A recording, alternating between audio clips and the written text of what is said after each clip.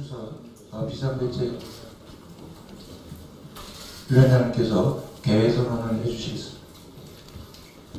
제3차 비상대책위원회 회의를 개의하겠습니다.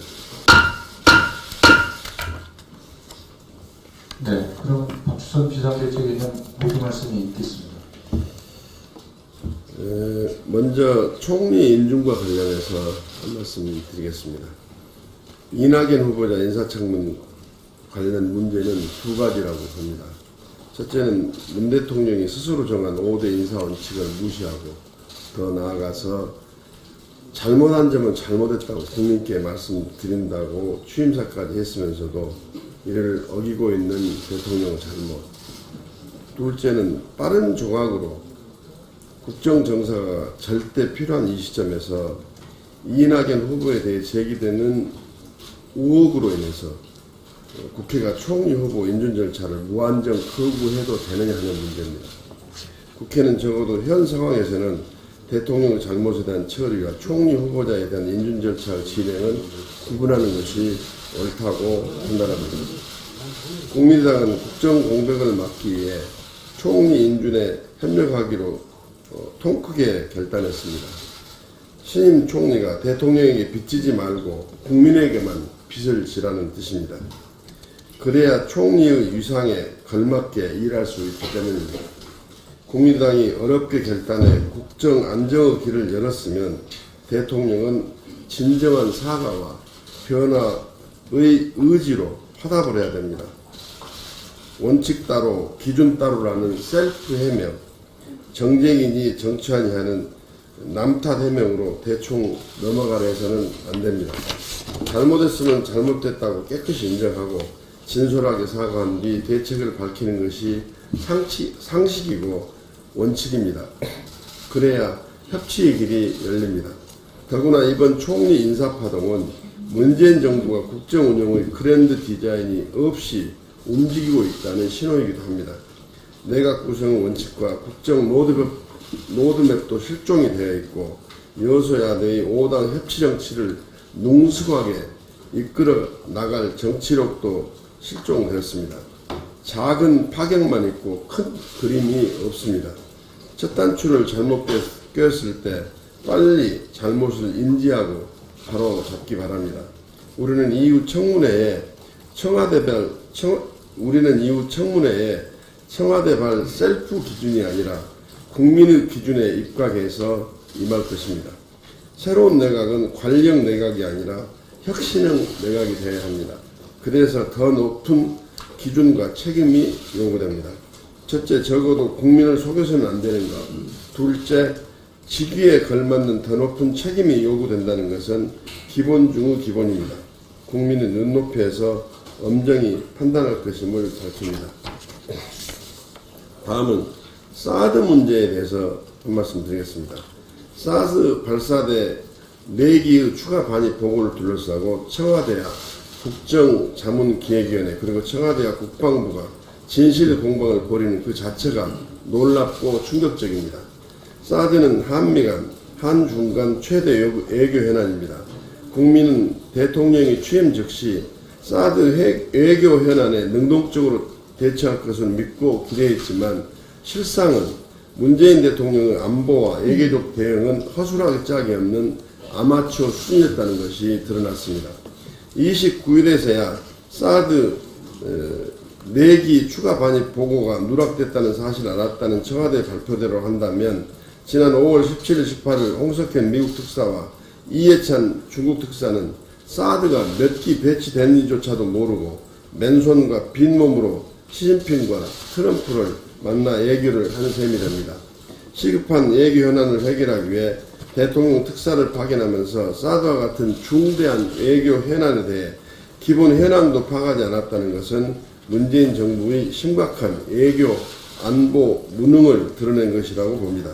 사드가 몇 기 배치됐는지도 모른 채 중국에 간 대통령 특사가 과연 중국 정부와 무슨 대화를 하고 어떤 성과를 거뒀는지 납득하기 어렵습니다.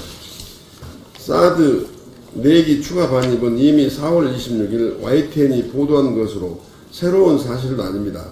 언론 보도만 확인해도 진작 파악했을 사실을 이제 와서 호들갑을 떠는 것은 문재인 정부 무능을 드러낸 것이고 또 다른 정치적 의도를 의심하지 않을 수 없습니다. 이 문제는 국회 차원에서도 철저히 진상을 조사하도록 하겠습니다. 마지막으로 문재인 정부의 일자리 정책과 관련해서 한 말씀 드리겠습니다. 문재인 정부의 일자리 정책이 기업 압박의 양상을 보이고 있어서 우려됩니다. 일자리 창출은 기업을 비판하고 공분을 조성한다고 되는 게 아닙니다. 또한 공무원 숫자만 늘린다고 해결될 문제도 아닙니다. 기존의 비정규직 조정에만 매몰될 것이 아니라 비정규직 진입 관행부터 전반적 일자리 상태를 시야에 두고 구조적으로 대책을 만들어야 합니다. 일자리 문제는 구호가 아니라 구조를 바꾸는 문제입니다. 그래서 전략적 접근, 통합적 접근이 필수적입니다. 여야정 협의체와 함께 사회적 논의기구를 가동할 필요가 있습니다.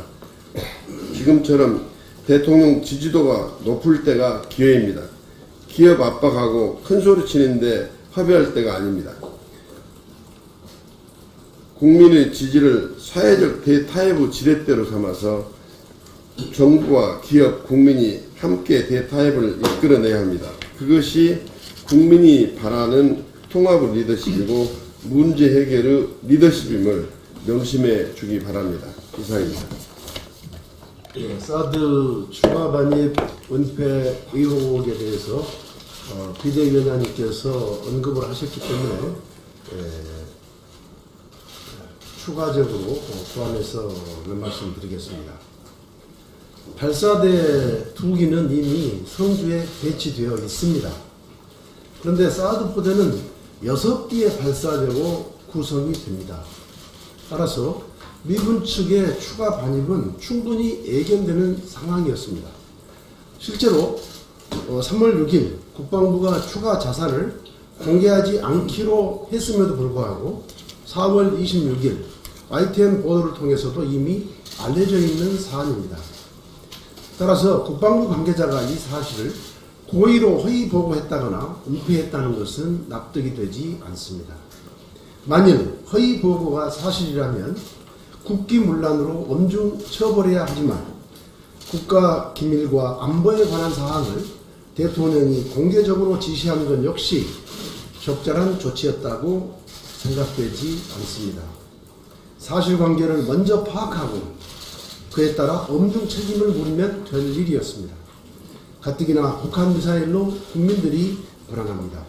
대통령과 국방부의 진실 공방으로 국민들을 더욱 불안하게 해서는 안 됩니다. 황교안 전 국무총리가 법무부 장관 재직 당시에 세월호 수사 외압에 관여했다는 의혹은 충격적입니다. 황교안 총리는 대통령 권한대행 시절에 세월호 참사 당일 청와대 문건을 대통령 지정 기록물로 분류하여 세월호의 진실을 장기간 가둬 놓았다는 의심까지 받고 있습니다. 대통령 지정 기록물 분류의 의도가 박근혜 전 대통령뿐만 아니라 황교안 전 총리 자신을 위한 조치가 아닌지 충분히 의심을 살만합니다. 문재인 정부는 철저한 진실규명과 재조사를 통하여 국민적 의혹을 명명백백하게 밝혀야 합니다. 국민의당은 이번 임시국회에서 5당의 대선 공통 공약 법안들을 최우선적으로 처리할 것을 각 당에 공식 제안합니다.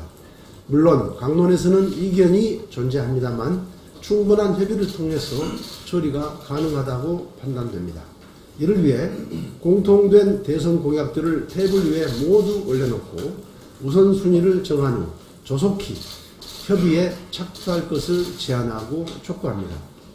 특히 10조 원 규모의 일자리 주경 심사와 맞물려 실업급여 수급기간 확대의 실업고충 해소법안과 기초연금 인상 등의 민생안전법안이 조속히 처리되기를 기대합니다. 이상입니다. 저도 사드 문제에 대해서 좀 언급을 하겠습니다. 어제 문 대통령이 사드 4기를 추가 배치한 사실을 보고받고 충격적이다 이렇게 얘기했는데 이 소식을 들은 우리 국민들이야말로 더 충격을 받았습니다. 사드 문제는 외교 안보 현안 가운데 가장 큰 사안입니다. 대통령이 취임 3주가 지나는 동안 사드에 대해서 종합 보고를 받지 않았는지 묻지 않을 수 없습니다. 문 대통령이 이에 대해서 철저한 진상조사를 지시하는 것은 필요하다고 봅니다. 사드는 국제 문제이자 남북 문제이고 민감한 국내 현안입니다. 차제에 철저한 진상조사를 통해서 사드가 어떻게 들어오게 됐고 또 사드 배치가 어떻게 결정됐는지 그 과정도 철저하게 조사돼서 국민들에게 알려야 된다고 생각을 합니다. 북한이 하루가 멀다 하고 미사일을 쏘고 핵무장을 강화하고 있는데 우리는 이에 대해서 효과적으로 대응하기보다는 안보 난맥상을 노출하고 있습니다. 서로 믿지 못하는 대통령과 국방부 장관, 서로 동거하는 상황이 드러나니 그지없습니다. 하루도 빨리 국방부 장관 등 외교 안보 라인을 정비하실 것을 촉구합니다. 예, 이찬열입니다. 저는 오늘 미세먼지 관련해서 한 말씀 드리고자 합니다. 우리가 5월은 가정의 달이라고 그래서 5월은 푸르구나, 우리들은 잘한다, 이런 노래 가사까지 있습니다. 그러나 지금 아침 뉴스를 보면은 미세먼지 농도가 오늘은 얼마쯤 되겠다. 그러니까 외출할 때 좀 건강에 유의하시라는 거. 유치원 다니는 아이들까지도 미세먼지가 있는 날은 집에서 문 닫고 밖에 나가지 마라, 이렇게 교육을 시킨다고 합니다. 다행히 얼마 전 치러진 대선에서 각 후보들은 일제히 미세먼지 저감을 위한 공약을 제시했습니다. 지금 현재로서 미세먼지는 국가 재난이자 민생 현안인 만큼 대책 마련이 아주 시급합니다. 그 한 가지 예방적 차원에서 친환경 연료인 LPG 차량에 대한 사용 규제 완화를 강력하게 추진을 하고 있습니다. 미세먼지를 줄일 수 있는 현실적 대안이라고 생각을 했기 때문입니다. 그러나 정부는 업계의 이익을 대변하는지 몰라도 꿈쩍도 아직 하지 않고 있습니다. 말로는 미세먼지가 국민 건강에 그렇게 해롭다고 그러면서도 정작 산업통상자원부는 아무 일도 하지 않고 눈치만 보고 있는 실정입니다. 이미 국회에서 여야 모두 LPG 사용 규제 완화 및 폐지 법안은 3건이나 제출이 되어 있는 상태고 국정감사와 임시회 등을 통해서 수없이 지적을 한 상태입니다. LPG 사용, 연료 사용 제한 제도 개선 TF 및 수송용 에너지 상대 가격 연구 용역 진행을 핑계로 아직도 답보 상태에 있습니다. 행정부는 행정부의 역할을, 국회는 입법부로서의 본연의 기능을 다하면 될 것이라고 생각합니다. 이미 너무 늦었습니다. 더 이상 늦어서도 안 됩니다. 6월 임시국회에서 대선 공통 공약 추진을 약속한 만큼 이번에는 반드시 매듭을 지어 정책 대전환에 고삐를 당겨야 합니다. 우리 국민의 건강과 생명은 그 어떤 다른 이익과 가치로도 대체될 수 없음을 부디 정부와 여야 모두 상기해 주시기를 당부드립니다. 이상입니다. 제2정조위원장이면서 비상대책위원입니다. 앞에서도 여러분들이 말씀하셨는데 정말 웃지 못할 아마추어리즘이 지금 나오고 있습니다. 물론 정권 교체기에 나올 수 있는 문제지만 무엇 때문에 대통령이 분노를 했는지, 무엇 때문에 경악했는지 저는 이해할 수가 없습니다. 어제부터 오늘까지 지금 이 문제 때문에 전 국민이 참 기가 막히다고 느꼈을 겁니다. 더구나 대통령이 6월 중순쯤이죠. 미국 방문을 앞두고 있고, 이 문제는 제가 왜 마지막에 이렇게 강하게 말씀을 드리냐면, 사드 문제는 국방과 외교와 통일이 다 연결되어 있는 문제는 보통 문제가 아닙니다. 미국에서는 정상적인 절차와 과정을 밟았다고 오늘 아침에 백악관 대변인이 말씀하셨는데, 이게 어떻게 해서 대통령이 분노를 하는 일인지 아까 우리 김동철 원내대표님 말씀하셨지만 국정을 운영하는 가운데서 이거 완전히 아마추어리즘입니다. 설령 그런 문제 사실이라고 치더라도 내부에서 조용하게 처리할 수 있는 아주 프로적인 그런 국정 운영을 해. 뭐 초기니까 이해는 합니다만은 이 사드 문제는 굉장히 민감한 외교적인 사안입니다. 이런 문제를 지금 가지고 무슨 진실공방 하듯이 국방보고 뭐 보고를 했느냐 안 했느냐 가지고 지금 싸우는 것도 참 웃기지 못할 일이고, 또 대통령께서 이 문제를 가지고 이렇게 이슈화해서 분노를 터뜨리고 하는 게 무슨 저희가 있는 것인지 도대체 이해할 수가 없어서 한 말씀 드리겠습니다. 이 안보는 정확한 정보에서부터 시작합니다. 문재인 정부 안보가 시작부터 걱정이 됩니다. 뭐 사전에 우려를 했습니다만 제가 지금 2번에 걸쳐서 안보라인의 인사에 대해서 문제를 제기했어요. 이분들이 분명히 건의를 했을 거고 또 받은 대통령이 판단이 이런 정도 수준인가. 앞으로 정말 안보가 우려스럽습니다. 문재인 대통령이 어제 사드 발사, 2기 이후에 4기 발사 비공개 반입됐던 경로했습니다. 아시다시피 전혀 새롭지 않은 사실을 마치 새로운 사실인 것처럼 경로하는 문재인 대통령의 전 국민이 정말 의아해야 할 겁니다. 이미 지난 4월 26일 언론 보도를 통해서 사드 발사대 총 6기가 국내 반입된 것을 확인했습니다. 심지어 당시 민주당 문재인 캠프의 박광원 공보단장은 이 사실에 대해 유감을 표명하기까지 했습니다. 100번 양보해 아무리 선거기간이라 정신이 없어도 남의 나라 문제도 아니고 이미 언론을 통해 공개까지 되었던 4기의 사드 발사대 수를 몰랐다는 것이 상식적으로 이해되는 상황인지 묻지 않을 수가 없습니다. 심지어 청와대와 국방부가 서로 책임을 전가하는 지경에 이르렀어요. 국방부가 보고를 하지 않아서 몰랐다면 대한민국 안보와 미래가 걱정이고 숨은 다른 꼼수가 있다면 하루빨리 바로잡기 바랍니다. 만약 4대 발사대 반입 문제를 통해 이낙연 총리 후보자를 비롯한 강경화, 김상조 등 고위공직 후보자들의 납득할 수 없는 결격 사유를 물타기 위한 것이라는 정치적인 의도가 숨어 있다면 하고 국민들이 다 지울 수 없습니다. 이건 분명히 실패한 작전일 겁니다. 정치적 시선 돌리기로 여론 호도로 공론 분열을 조장해서는 안 될 것입니다. 문재인 대통령이 사드 경로, 안보를 불안하게 하는 문재인 정부의 시작이 아닌가 심히 우려스럽습니다. 이상입니다. 돈도 실력이니 능력 없는 부모를 원망하라며 녹록지 않은 삶을 살고 있는 이 땅의 청년과 부모님의 마음에 비수를 꽂았던 정유라 씨가 해외 도피 생활을 마치고 오늘 오후 우리나라에 입국합니다. 국정농단 사태와 관련해 여러 중대한 범죄 혐의를 받고 있지만 지금까지 어떤 범죄 사실도 몰랐다며 모르쇠로 일관해 왔습니다. 심지어 인권과 정치적 피해까지 거론하며 귀국을 거부했습니다. 그런 정유라 씨가 입국한다고 하니 더 이상 부모의 능력이 자신을 지켜줄 수 없었던 모양입니다. 먼저 검찰에 요구합니다. 특검과 반칙에 분노한 청년을 위해 무엇보다도 엄정하게 혐의를 구체적으로 입증하는 데 초점을 맞춰주시길 바랍니다. 다음으로 정유라 씨 재판 후 우리 사회는 이 땅의 성실한 청년을 위해서 금수저 횡포 제로화 사회로 진일보해야 할 것입니다. 이상입니다.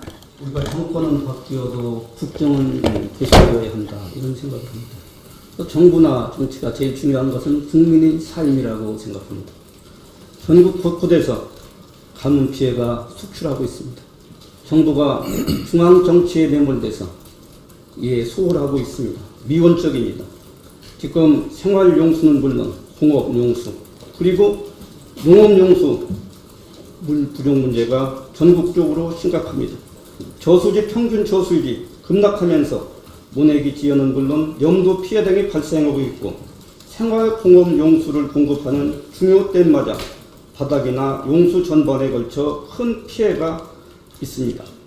실제 충남 서산의 경우 대규모 경제학기인 천수만 H구 농업용수원인 간호로 저수율이 40%로 평균 81.8% 절반 수준에 그치고 있고 염분 농도가 높아지면서 농업용수로 활용조차 불가능한 상황임을 보고드립니다. 정부 당국의 실질적인 대책을 촉구합니다.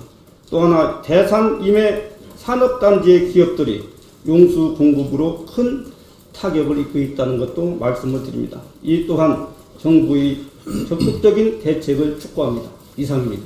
예, 여러분 반갑습니다. 새로 우리 국민의당 비상대책위원으로 유명된 정호준입니다.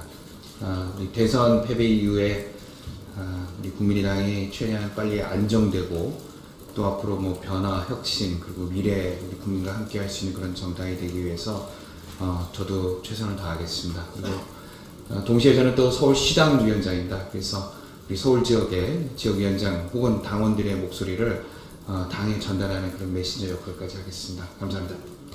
새로 비대위원으로 참여하게 된 부산광역시의회 전진정 의원입니다. 당의 위기를 맞아서 비대위원으로 이 자리에 참석하게 되어 마음이 무겁습니다. 무엇보다 대선 패배 이후에 통렬한 어떤 우리 내부의 자기 비판, 자기 성찰을 통해서 조직을 진단하고 그리고 당을 재정비해서 혁신의 길로 나아갈 때 우리 당이 또 새로운 모습으로 국민에게 신뢰를 회복하고 또 한 걸음 더 나아가서 제3당으로서 역할을 할 수 있을 거라 생각합니다. 비상대책위원으로서 저에게 주어진 소임에 최선을 다할 것이고 또 한편 문재인 정부 출범 이후에 여러 가지 많은 부분들에 있어서 우려되는 국민들의 우려를 지금 높이 사고 있습니다. 이런 부분들에 대해서도 국민의당 비상대책위원으로서 당과 함께 이 정당한 견제 역할 할 수 있도록 최선을 다하겠습니다. 이상입니다. 네, 감사합니다. 그럼 공개회의를 이것으로 마치고 싶은데 회의는 비공개로 전환하도록 하겠습니다. 언론 여러분 고생하셨고요. 협조해 주시기 바랍니다. 사과와 변화의 의지로 화답을 해야 됩니다. 원칙 따로 기준 따로라는 셀프 해명, 정쟁이니 정치하니 하는 남탓 해명으로 대충 넘어가려 해서는 안 됩니다. 잘못했으면 잘못됐다고 깨끗이 인정하고 진솔하게 사과한 뒤 대책을 밝히는 것이 상식이고 원칙입니다. 그래야 협치의 길이 열립니다. 더구나 이번 총리 인사파동은 문재인 정부가 국정 운영의 그랜드 디자인이 없이 움직이고 있다는 신호이기도 합니다. 내각 구성 원칙과 국정 로드맵도 실종이 되어 있고 여소야대의 5당 협치 정치를 능숙하게 이끌어 나갈 정치력도 실종되었습니다. 작은 파격만 있고 큰 그림이 없습니다. 첫 단추를 잘못 꼈을 때 빨리 잘못을 인지하고 바로 잡기 바랍니다. 우리는 이후 청문회에 청와대발 셀프 기준이 아니라 국민의 기준에 입각해서 임할 것입니다. 새로운 내각은 관력 내각이 아니라 혁신형 내각이 되어야 합니다. 그래서 더 높은 기준과 책임이 요구됩니다. 첫째, 적어도 국민을 속여서는 안 되는 것. 둘째, 직위에 걸맞는 더 높은 책임이 요구된다는 것은 기본 중의 기본입니다. 국민의 눈높이에서 엄정히 판단할 것임을 밝힙니다. 다음은 사드 문제에 대해서 한 말씀 드리겠습니다. 사드 발사대 4기의 추가 반입 보고를 둘러싸고 청와대와 국정자문기획위원회 그리고 청와대와 국방부가 진실 공방을 벌이는 그 자체가 놀랍고 충격적입니다. 사드는 한미 간, 한중 간 최대 외교 현안입니다. 국민은 대통령이 취임 즉시 사드 외교 현안에 능동적으로 대처할 것을 믿고 기대했지만 실상은 문재인 대통령의 안보와 외교적 대응은 허술하기 짝이 없는 아마추어 수준이었다는 것이 드러났습니다. 29일에서야 사드 4기 추가 반입 보고가 누락됐다는 사실을 알았다는 청와대 발표대로 한다면 지난 5월 17일 18일 홍석현 미국 특사와 이해찬 중국 특사는 사드가 몇 기 배치됐는지조차도 모르고 맨손과 빈몸으로 시진핑과 트럼프를 만나 외교를 하는 셈이 됩니다. 시급한 외교 현안을 해결하기 위해 대통령 특사를 파견하면서 사드와 같은 중대한 외교 현안에 대해 기본 현안도 파악하지 않았다는 것은 문재인 정부의 심각한 외교, 안보, 무능을 드러낸 것이라고 봅니다. 사드가 몇 기 배치됐는지도 모른 채 중국에 간 대통령 특사가 과연 중국 정부와 무슨 대화를 하고 어떤 성과를 거뒀는지 납득하기 어렵습니다. 사드 4기 추가 반입은 이미 4월 26일 YTN이 보도한 것으로 새로운 사실은 아닙니다. 언론 보도만 확인해도 진작 파악했을 사실을 이제 와서 호들갑을 떠는 것은 문재인 정부 무능을 드러낸 것이고 또 다른 정치적 의도를 의심하지 않을 수 없고 포함해서 말씀드리겠습니다. 발사대 2기는 이미 성주에 배치되어 있습니다. 그런데 사드 포대는 6기의 발사대로 구성이 됩니다. 따라서 미군 측의 추가 반입은 충분히 예견되는 상황이었습니다. 실제로 3월 6일 국방부가 추가 자산을 공개하지 않기로 했음에도 불구하고 4월 26일 YTN 보도를 통해서도 이미 알려져 있는 사안입니다. 따라서 국방부 관계자가 이 사실을 고의로 허위 보고했다거나 은폐했다는 것은 납득이 되지 않습니다. 만일 허위 보고가 사실이라면 국기문란으로 엄중 처벌해야 하지만 국가 기밀과 안보에 관한 사항을 대통령이 공개적으로 지시한 것 역시 적절한 조치였다고 생각되지 않습니다. 사실관계를 먼저 파악하고 그에 따라 엄중 책임을 물으면 될 일이었습니다. 가뜩이나 북한 미사일로 국민들이 불안합니다. 대통령과 국방부의 진실 공방으로 국민들을 더욱 불안하게 해서는 안 됩니다. 황교안 전 국무총리가 법무부 장관 재직 당시에 세월호 수사 외압에 관여했다는 의혹은 충격적입니다.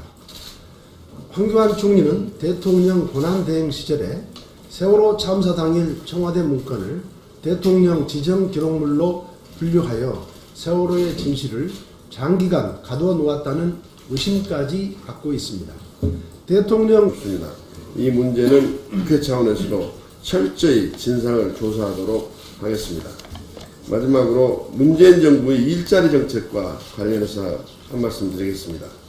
문재인 정부의 일자리 정책이 기업 압박의 양상을 보이고 있어서 우려됩니다. 일자리 창출은 기업을 비판하고 공분을 조성한다고 되는 게 아닙니다. 또한 공무원 숫자만 늘린다고 해결될 문제도 아닙니다. 기존의 비정규직 조정에만 매몰될 것이 아니라 비정규직 진입 관행부터 전반적 일자리 상태를 시야에 두고 구조적으로 대책을 만들어야 합니다. 일자리 문제는 구호가 아니라 구조를 바꾸는 문제입니다. 그래서 전략적 접근, 통합적 접근이 필수적입니다. 여야정 협의체와 함께 사회적 논의기구를 가동할 필요가 있습니다. 지금처럼 대통령 지지도가 높을 때가 기회입니다.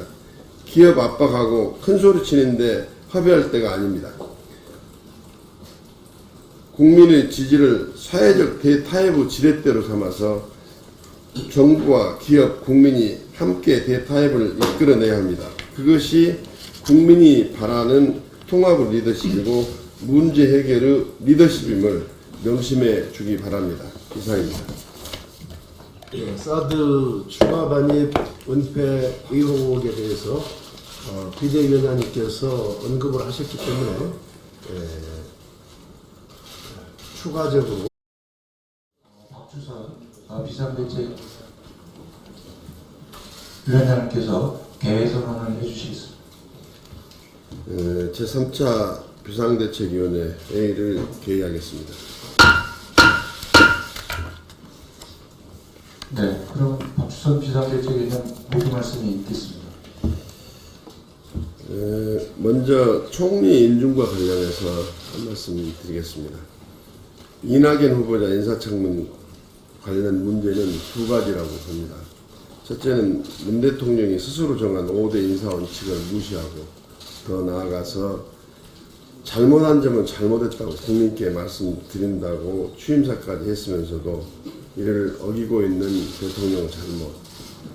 둘째는 빠른 조각으로 국정정사가 절대 필요한 이 시점에서 이낙연 후보에 대해 제기되는 의혹으로 인해서 국회가 총리 후보 인준 절차를 무한정 거부해도 되느냐 하는 문제입니다. 국회는 적어도 현 상황에서는 대통령의 잘못에 대한 처리와 총리 후보자에 대한 인준 절차 진행을 구분하는 것이 옳다고 판단합니다. 국민의당은 국정 공백을 막기 위해 총리 인준에 협력하기로 통 크게 결단했습니다. 신임 총리가 대통령에게 빚지지 말고 국민에게만 빚을 지라는 뜻입니다. 그래야 총리의 위상에 걸맞게 일할 수 있기 때문입니다. 국민의당이 어렵게 결단해 국정 안정의 길을 열었으면 대통령은 진정한